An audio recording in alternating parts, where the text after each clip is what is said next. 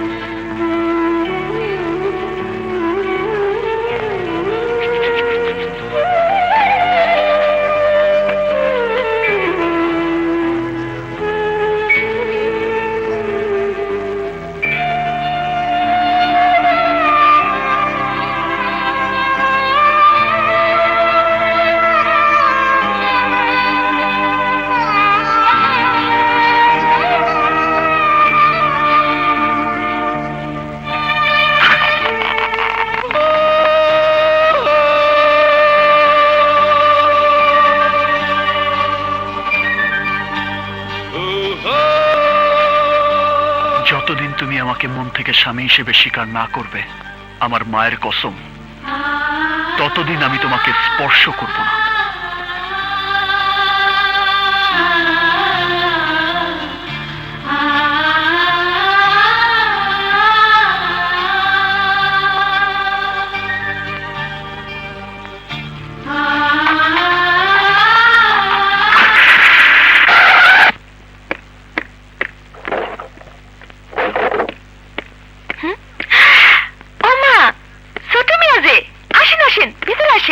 না, আমি রানীর সাথে দেখা করতে এসেছি। ভিতরে এসে দেখা যান। সরি, আমি শুধু তার সাথে দেখা করতে আসিনি, তাকে নিয়ে যেতেও এসেছি। এই অবস্থায় কেমনি নিয়ে যাবেন? সে তো জ্বরে একদম বেহুশ।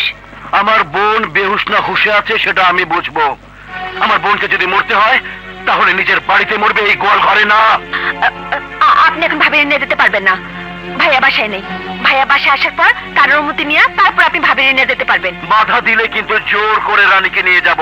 বোন দেখতে আসছেন বলে আপনারে এতক্ষণ অনেক সমাদর করছি, কিন্তু ভাবিরে যদি জোর করে নিয়ে যেতে চান তাইলে এক কপি করলা না ফেলামো।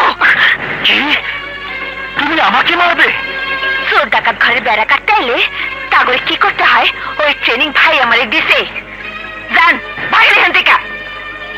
এই হুমকির জন্য তোকে অনেক পস্তাতে হবে, কথাটা মনে রাখবি।